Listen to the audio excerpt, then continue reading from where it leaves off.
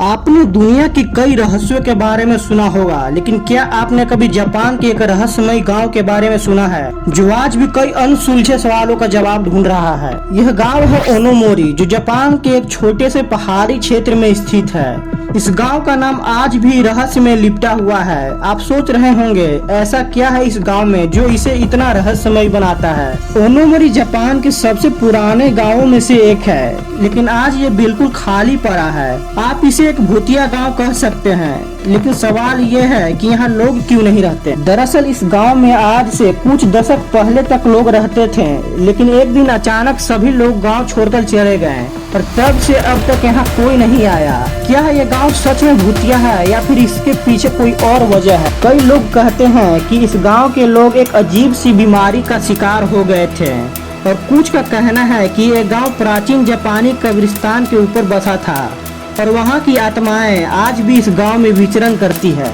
और इस गांव के पास एक पुराना मंदिर है जहां आज भी लोग रहस्यमय अनुष्ठान करते हुए देखे जाते हैं।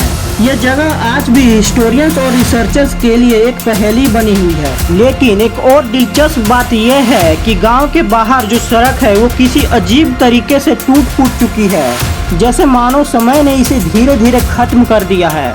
कुछ पुराने गांव वाले जो बच गए थे उनका कहना था कि ये गांव एक काले इतिहास से जुड़ा हुआ था। शायद यही वजह है कि लोग धीरे धीरे यहाँ से गायब हो गए। क्या यह गांव सचमुच एक रहस्यमय शक्ति से प्रभावित है या फिर कोई और वजह है जिसे हम अब तक समझ नहीं पाए हैं? अभी तक इस रहस्य का कोई समाधान नहीं निकला है और शायद ये रहस्य कभी न सुलझे।